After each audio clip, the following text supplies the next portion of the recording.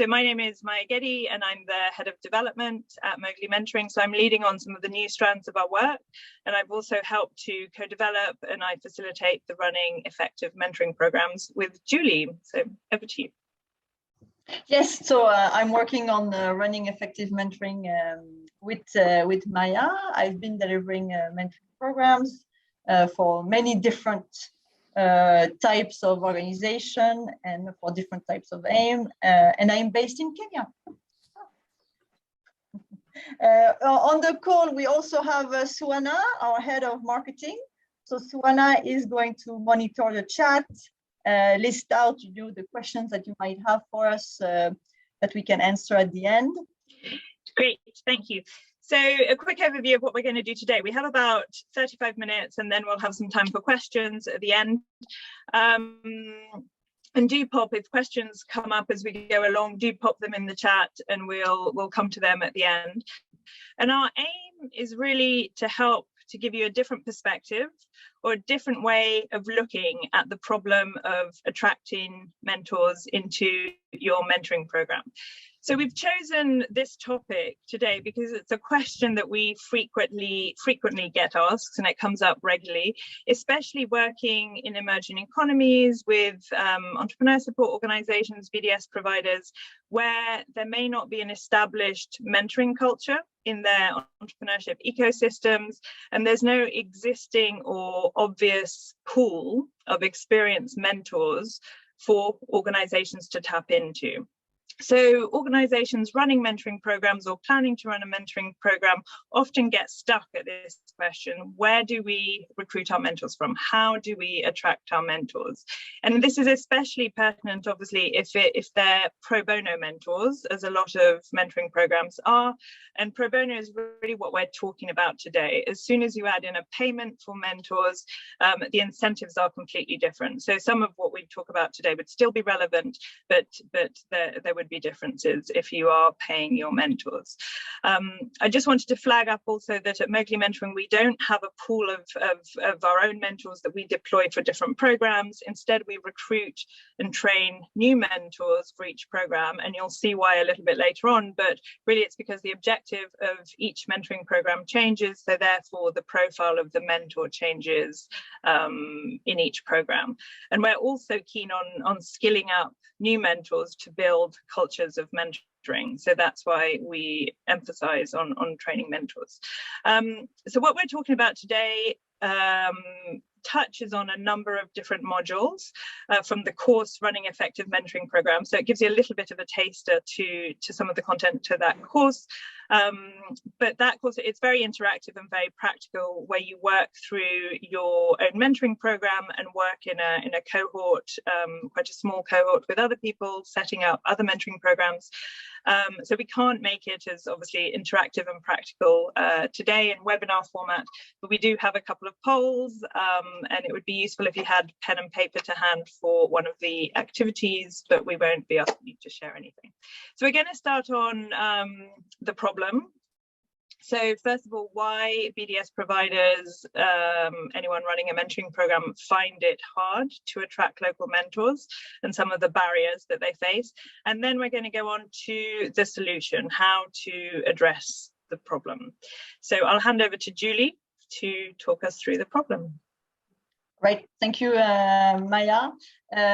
Suana, you can also pop the links to the mentoring white paper and mentoring video for the new people who just joined. So yes, so welcome for those who are joining us. Please don't hesitate to continue the introductions on the chat. It's very nice to see the diversity and in terms of geography that we have today on the call. So thank you for that. Continue. Keep your messages going in the chat.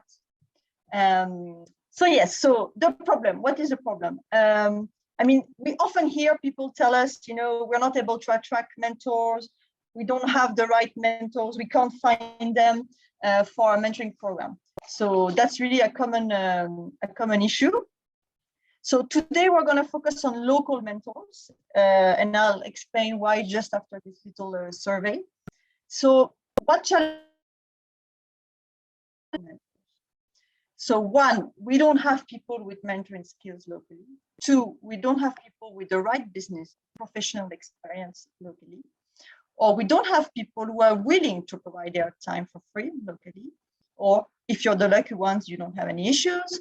And five, other, you might have another challenge. And if so, please mention it in the chat.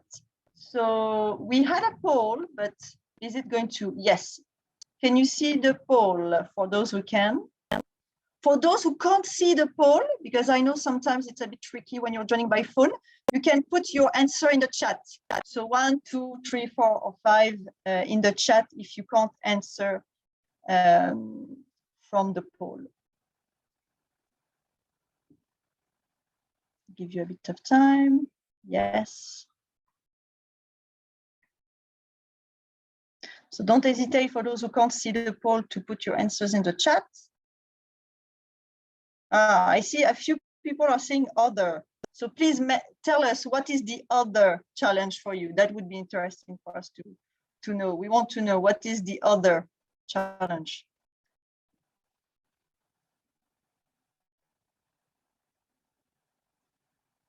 Okay, great. Thank you, everyone.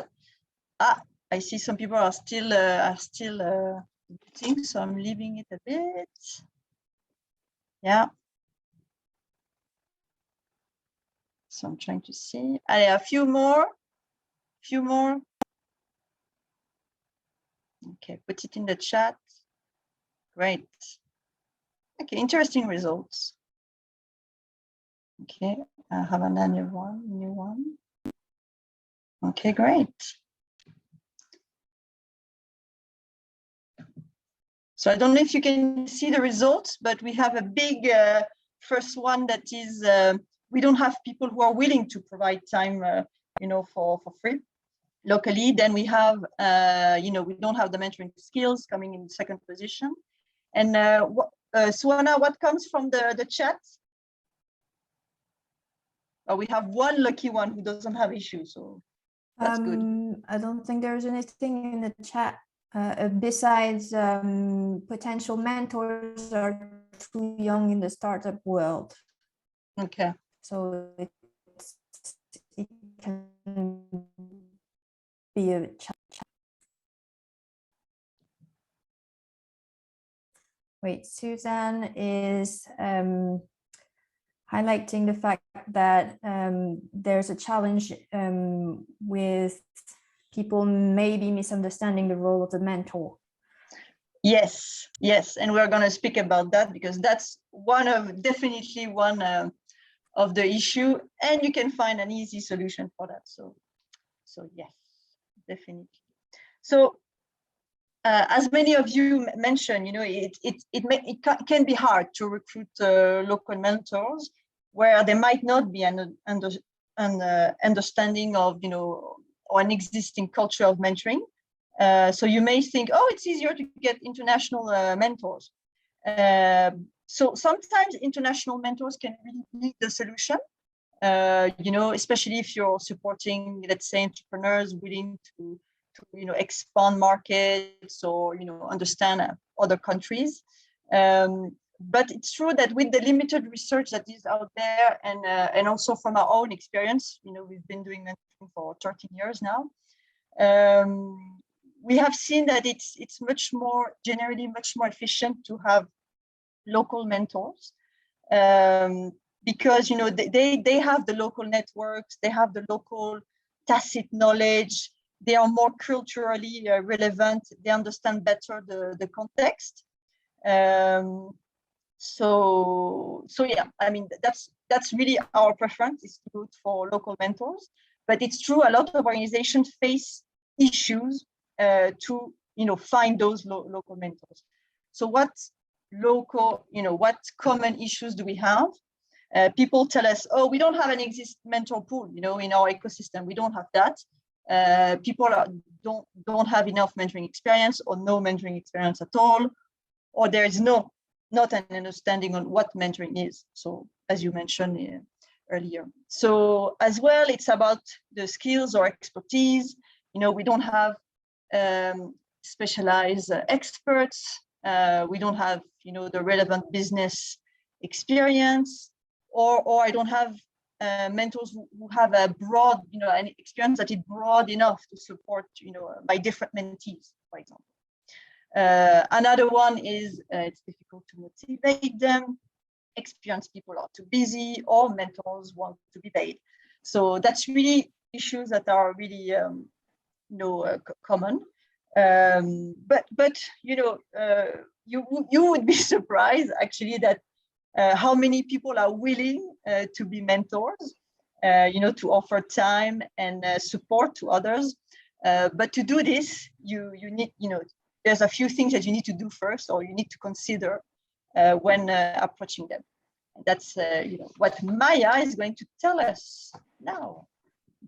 Over to you, Maya. Thank you. So having outlined the problem, in order to overcome the problem, we've divided it up into two ways to address the challenge. So the first way is to redefine the profile of your ideal mentor. And once you've done this, we're going to focus on how to then attract these ideal mentors into your program. So I've broken the section down into this. So first of all, redefining the profile of your ideal mentors. Why is this important? I think if I asked anyone on the webinar here today, who is your ideal mentor, you'd probably tell me someone famous, someone you admire. So you might tell me, I don't know, Richard Branson or Oprah Winfrey, Isabel dos Santos, someone big. And yes, it would be interesting to meet these people and spend some time talking to them, but are they really the right mentor for you? Their experience, their connections may be so far removed from your own that the difference is too significant to be relevant.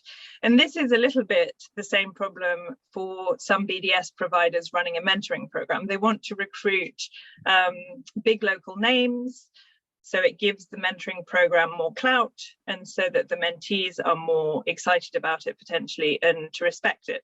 But sometimes these aren't always the right people. So the first step is really to clearly define the objectives of your mentoring program.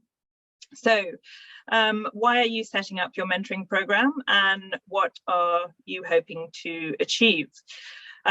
All program design elements, so everything else that comes after, is layered on top of the objective of your mentoring program. So who your mentors are, is layered onto the purpose of your mentoring program. So it's really important to be clear about this purpose in order to plan the program well.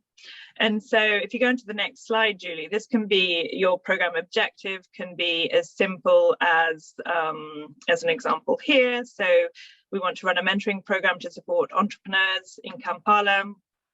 So startup entrepreneurs to go from ideation to commercialization stage faster. So this could be one program objective. Another program objective, if you go to the next slide, Julie, could be around, which is actually one of our programs, supporting Syrian women micro entrepreneurs to start their businesses for their own livelihood, but also to integrate and gain an understanding of their host community. So in this case, the right mentors for the program were local local businesswomen who could help them to integrate faster into Jordan. So once you've clearly defined your mentoring program, and in the REMP program, we spend quite a long time actually, what is the purpose of the mentoring program, and clearly defining it. Then from here, you can clearly have the profile of your mentees. So this follows on naturally from the objectives, and it is defined by it. So this may be, for example, entrepreneurs who have been running businesses for 2 to 5 years and are ready to grow. So that might be the profile of your entrepreneurs, your mentees into the program. And I just wanted to touch on here very briefly the concept of mentorability, because not everyone is mentorable. So not every business which fits your profile will have a founder who is ready to be engaged in mentoring. That's a different topic, but I thought it was just important to highlight here. So then the second point is really to start thinking about who your ideal mentor would be. So remember that effective mentoring is a relationship that is built on trust and developing a solid relationship between mentor and mentee. And so if you don't have the trust, the mentoring relationship will not work well. Of course, mentors bring valuable experience in business. And if you're working with entrepreneurs, they can share local tacit knowledge, link up with contacts and opportunities. But they're also really there to motivate, encourage, listen to their mentee and help them to find the best solutions. So if the mentor is too distant or too far removed from the mentee, they're not going to be able to relate to each other that easily. So that is what, that's one of the important things to think about. Who is the profile of your ideal mentors? And some of the questions we get asked under this are, does past experience of mentoring, is past experience of mentoring important? So past experience of mentoring doesn't necessarily mean that they did it well. It may be that they were involved in a mentoring program where they weren't trained, they weren't supervised, and they're perpetuating bad practice. Perhaps they are coming in as the all-important mentor, giving advice and not actually listening to their mentee. So past experience does not necessarily mean they will be good mentors. So it's much more important to recruit for potential, the potential to be a great mentor, and not necessarily past experience in mentoring. So that's the first question. The second question we often get is, how do we know if they're ready? So here it's really around that level, but also their time and commitment. Mentors need to have the time available to support their mentees and be committed to supporting them. If they're not available, if they're not in a good place, if they're going through a difficult time in their own business or they're too busy, they won't be fully available for their mentors. So it's important to ensure that they're ready for mentoring. Then we have specialist versus generalist. This comes up quite frequently. So a good mentor is actually an all-rounder. So someone who can help you to identify weaknesses or different approaches. They've done themselves a variety of different things, can bring in different perspectives. They have a good network. They think creatively. And it's not someone who can go into really specific detail. So for example, coding for your app or explaining how to use Xero for your accounting. They might do that, but that's not their main purpose. So it's much better to recruit all-rounders than very focused specialists. They can come in more as technical advisors, consultants, but your mentor ideally should be an all-rounder. And then sector specific, that's the final one. And people often think that mentors need to be operating in the same space or the same niche as their mentee. So for example, if I'm a mentee and I'm a restaurant owner, I need to be matched with a mentor who is also a restaurant owner. Or if the mentee is an app developer, then the most appropriate mentor is also an app developer. And again, this would be the case if it was technical assistance, but in mentoring, diversity can actually breed creativity. So seeing things a bit differently, out of the box, finding solutions that maybe have been employed in another sector and you hadn't thought about in your sector. So in our programs, we often cross-match people who come from different sectors and have different outlooks. If they're too similar, both in personality, but then also in the specifics of what they're doing, then learning is reduced. And I was just yesterday actually reading about a fashion designer who was paired with a mentor who was a techie, and they did some got new and exciting perspectives from each other. And then finally, on recruiting mentors, I think one of the most important things is to recruit on foundational virtues, but then build the mentoring skills of the people. So teachable, I call them teachable micro skills. So the foundational virtues are things like humility, reliability, commitment, interest, curiosity, that they're trustworthy. So these are all these foundational virtues that you want to look at when you're exploring potential mentors or people's potential to be a good mentor. Of course, their past professional experience is also important, but it's important to include these things as well. Someone with a big ego, for example, is unlikely to be a good mentor. So recruit on these foundational virtues, but then you can train them. So mentoring skills, you can be trained on those. And a lot of people who are potentially good mentors, so they have been relatively successful in their own business, don't necessarily have these mentoring skills from the outset. So things like active listening, powerful questioning, probing, providing feedback, helping their mentee to see things from a different perspective and find their own solutions. These are all important skills that a mentor brings, but they can learn them. So rather than the mentor coming in and tell their mentee what to do, they need to be able to practice these mentoring micro skills. And yeah, being a great entrepreneur doesn't necessarily translate, as I said, into automatically being a great mentor. So it's a different skill set, and it can be learned. And these skills aren't just relevant for their role as a mentor, they're also really relevant in other areas of their life. So being a better leader, a better manager, a better friend also, they're transferable to other areas. So a quick quiz now. Hopefully this has given you a little bit of an insight into how to think a little bit more broadly and a bit wider about your potential pool of mentors, and has helped you to kind of broaden your target group. So I wanted to do a little quiz now. I think it's on the screen, and hopefully it'll launch as a poll as well.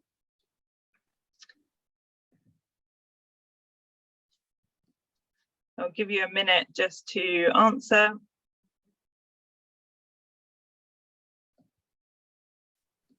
I think you have to answer in the chat.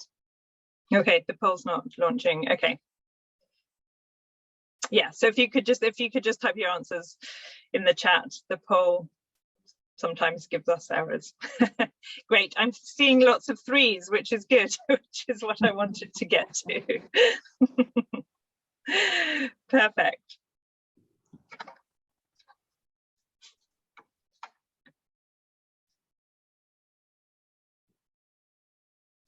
Great. So then the next section is around understanding how to attract the right mentors into your program. So we've touched on the profile of your mentors. So you should be able to articulate the types of people you're looking for your mentoring program. And now it's a case of, okay, we know who they are. How do we encourage them to join the mentoring program? So one useful thing is to tap into local resources of mentors, and think about who's out there, where they are, where they move, and how you can reach them. So a little individual exercise for 1 minute. If you've got pen and paper handy, otherwise you can do it on your computer or just think about it in your head. I won't get you to share afterwards. Is just to map out, so a quick brainstorm, so ideally 5-6 bubbles of all the different potential places where you would be able to find your ideal mentors. And I think many of you here are involved in mentoring programs, or already running mentoring programs. So if you are, think about it from your local context. And if you're not, then maybe use the example from the quiz. So the example on the screen, so that you're working with agri-entrepreneurs in rural Rwanda. So I'll give you 1 minute and just do a quick brainstorm, a quick map of where you might find these mentors. Suana, do you mind timing the exercise? Right.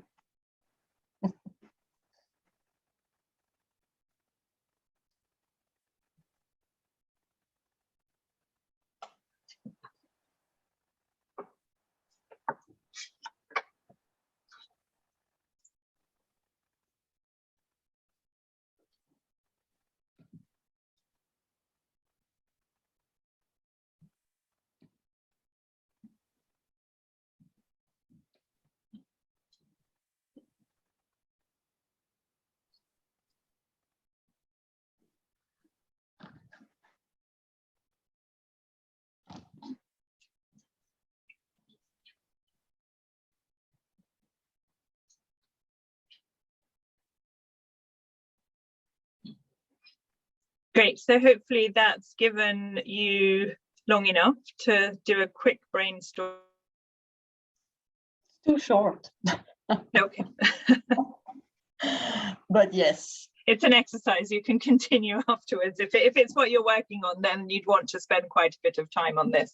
For the benefit of today, just a very quick, hopefully a few things lit up. So I'll just show you, this is a quick mind map with some possible examples of things you came up. So depending on who you're looking for, you could look within local networks or associations, business meetups, business groups. Obviously networking is really important.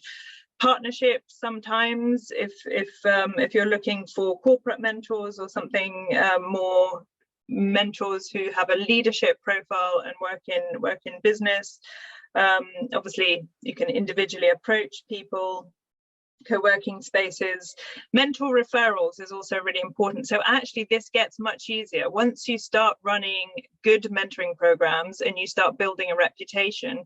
People start hearing about it, and the mentors' friends think, oh yeah, I'm really keen on joining that program too, and you get mentor referrals. So it kind of snowballs. I think you have to put a lot of effort in right at the beginning, but if you run your programs well and it gets a good reputation, which is why it's so important to invest in running effective mentoring programs, then it can snowball and you can get more mentors that way. So ideally 5 years down the line or something, you don't have a big problem recruiting mentors because they're coming to you. So moving on, so understand how to attract your mentors. You've mapped out where they are.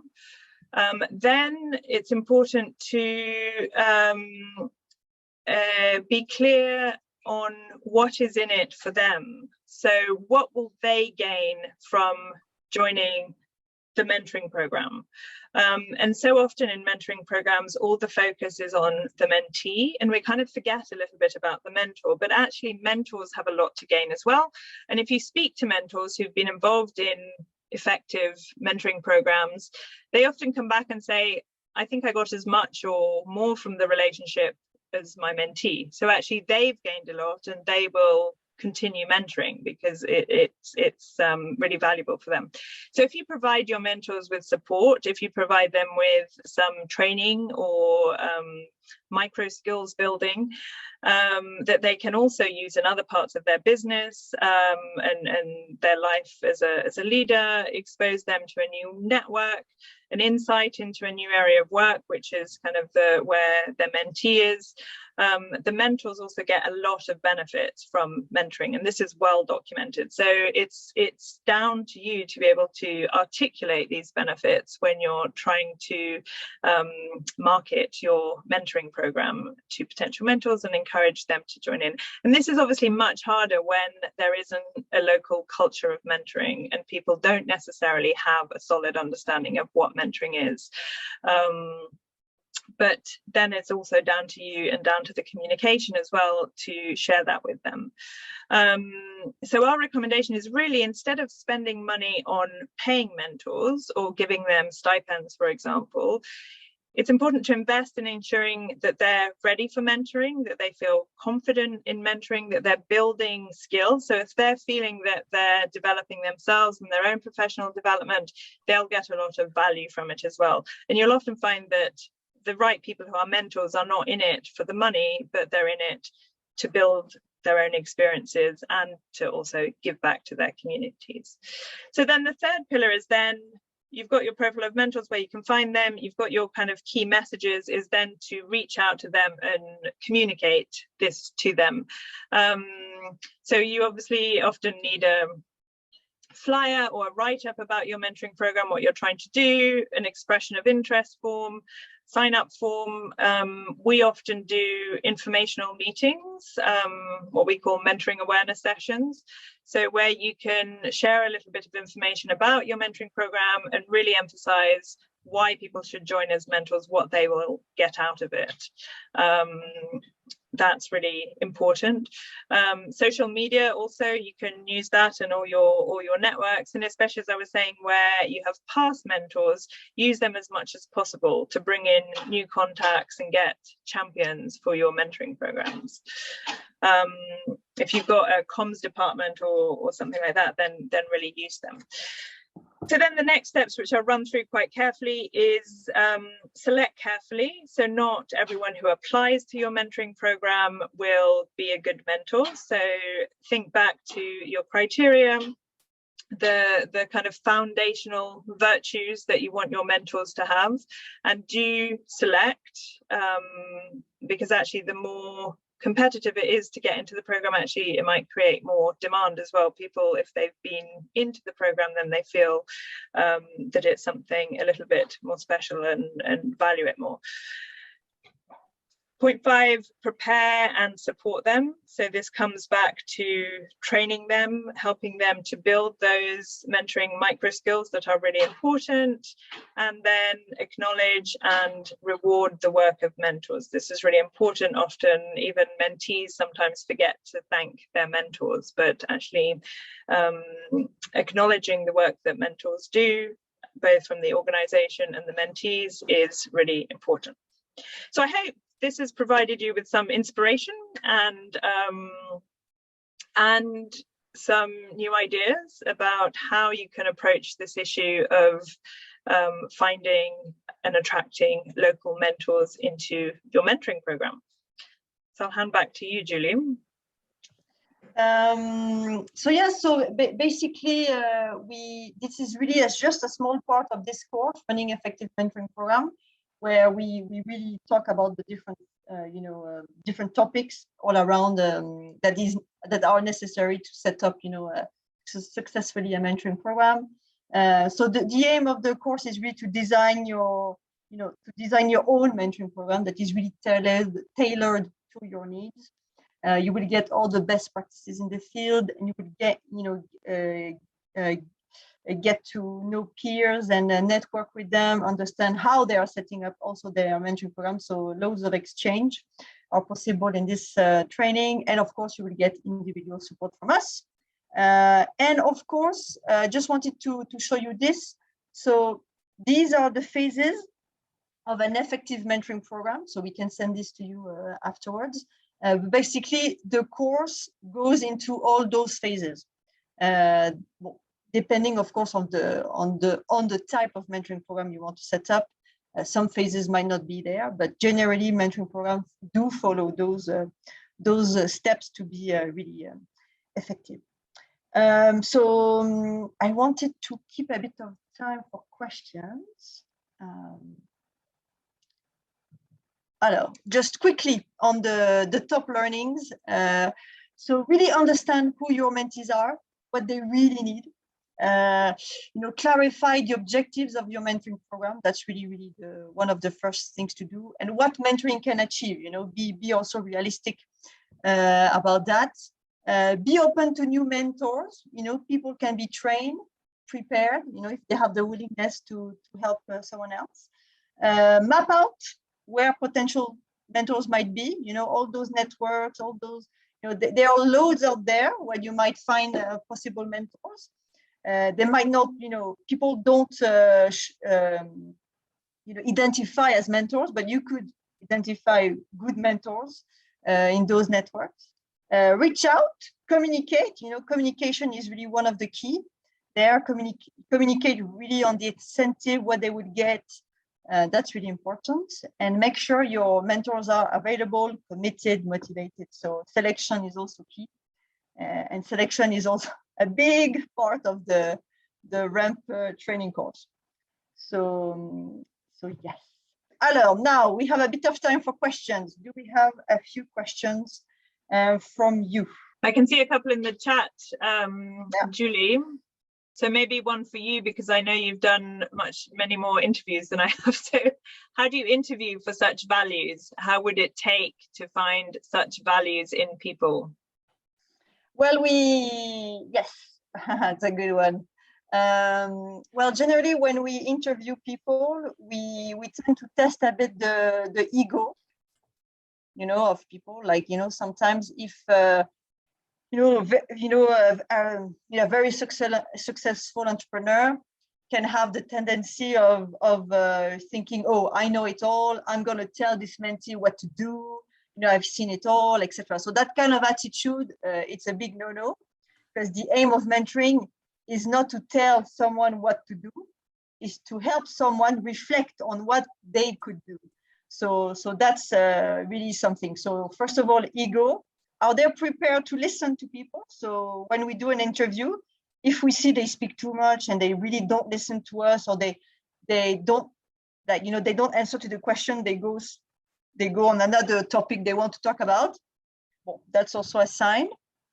And also we test a bit openness, you know, are these people showing empathy? Are they willing to share with us something about, for example, their challenges, their own failures, for example?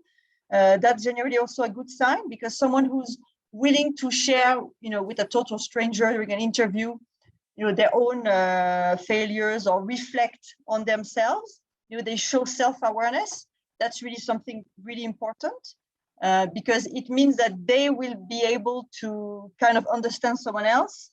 And that's the kind of things we look out. Of course, you might have some, you know, criteria around business size, etc., you know, some kind of experience like that. But the skills, personality, yes, it's really done during an interview, basically. Yes, I hope I answered the question. And another one here, if we could clarify the difference between business coach and a mentor. I can start and then Julie jump in. So yeah, I mean, there is quite a bit of overlap between coaching and mentoring. They use a lot of similar techniques and tools as well. I think often a coach, and we've got a number of resources actually on our website. There's a couple of videos, well, there's a video and then some articles about this as well. But a coach generally works on much narrower, really very specific topics, and a coach often is paid, it's their full-time role, whereas a mentor would come from a background of being an entrepreneur themselves, and really it's down to the entrepreneur to lead and to lead the agenda with their mentor, and it's more longer term actually than a coach as well. So a coach is often narrower and more specific, but these definitions vary. Actually, it's true that there, in a lot of our courses, this question comes up and everyone has different perspectives, and it's also down to how the organizations define it and set it up. In some programs, actually the coach is more like a mentor in our programs, and the mentor is more like a coach. So yeah, just so that you know that there is quite a bit of overlap. But if you're providing both for entrepreneurs, so in some programs, entrepreneurs will be provided with a business coach and a mentor.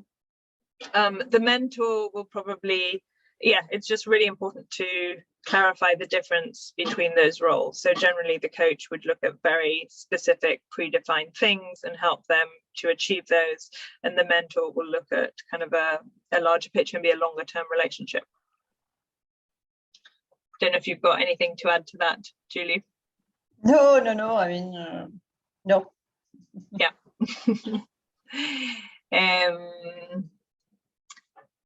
And if you've got any other questions, you can unmute yourself as well and jump in. We have another question from Lillian. Lillian from Kenya, hello. Hi. Yeah. Though you haven't mentioned the period it takes to prove a mentor, do you set a probation period?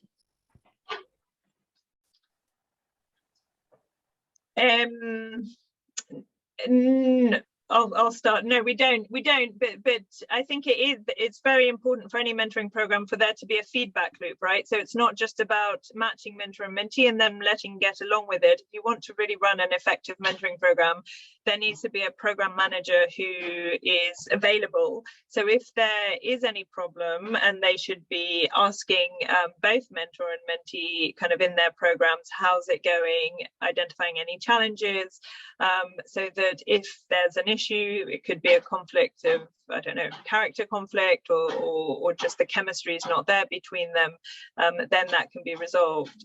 Just because one mentee doesn't get on with a mentor doesn't necessarily mean they're not a good mentor. It's just potentially not a good match. We also encourage everyone to have a mentoring agreement, so something that mentors and mentees will so agree their kind of code of conduct in advance. So obviously if they're stepping out of that or stepping over the line, then that's a red flag. But yeah, it takes time, because it's also really about developing that trust in the relationship, and you only get to that peak rapport where mentoring really creates value after you've developed that. So yeah, so no probation period, just feedback loops in our programs, at least. I guess others might be different. And I guess that's why also the training preparation time is also very important, because also at that stage, you can notice that someone won't be a good mentor, for example. You might have, sometimes selection, doesn't work. You might, so during the training, you can spot, potential issues. So this person you will have to follow carefully. And also during the training, I would encourage you to make them practice mentoring, so that they really practice. I think that's really important for people to get the confidence to mentor, and also to see. So you can ask feedback for other participants, etc. If issues are here with someone, for example. I mean, that's possible. Great. Thank you. So a great question from City. Would you suggest an organization to train mentors before embarking in running a mentorship program, especially in an environment where there seems to be no clear understanding of mentoring? So yes, I think absolutely, yeah. This is really critical. You've kind of hit the nail on the head, in a sense. If you're working in an environment where the people you're recruiting in as mentors haven't been mentees themselves, so they don't have a kind of a mental mind map of what mentoring is and how it adds value. There's a lot of different interpretations of mentoring out there. So to really run an effective mentoring program, you need to align all your mentors and also your mentees. For most of our programs, we do a mentor-mentee preparation. And it doesn't have to be onerous. Kind of, we're not talking about months and months of training. It's around those understanding what mentoring is and how it functions, how it adds value, what the role of the mentor is, and then learning and practicing, as Julie was saying, a number of these kind of teachable micro skills. That is, really critical. And I know a lot of programs provide a kind of a manual or a step-by-step guide to mentoring. We don't for a lot of our programs, because we feel that it's too prescriptive, and it doesn't really give the floor to the mentee. A lot of mentees will come and they'll have completely different issues.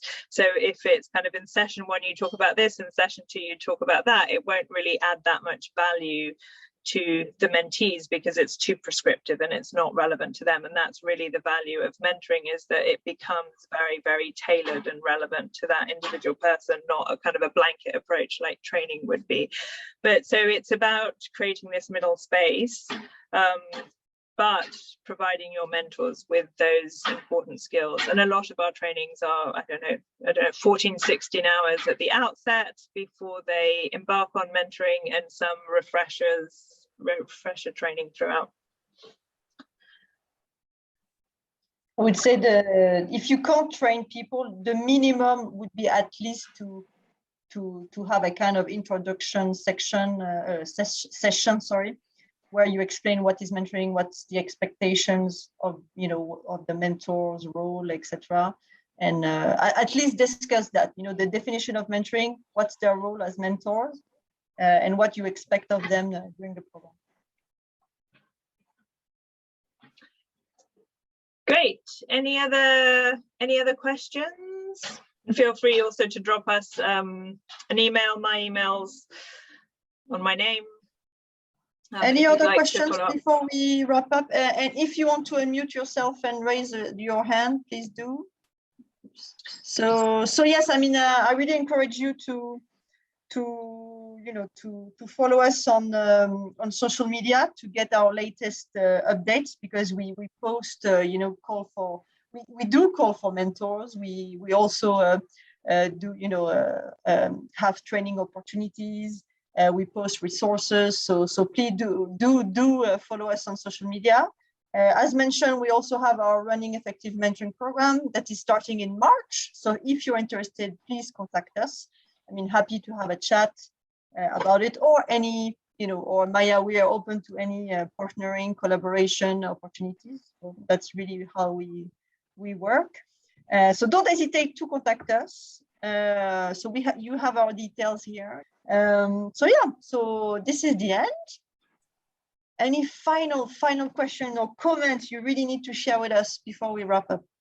We have one from Nathaniel about how much, I'm assuming, Nathaniel, it's about how much the course costs, right? So you can go in the website. So now you can put the link again on the link.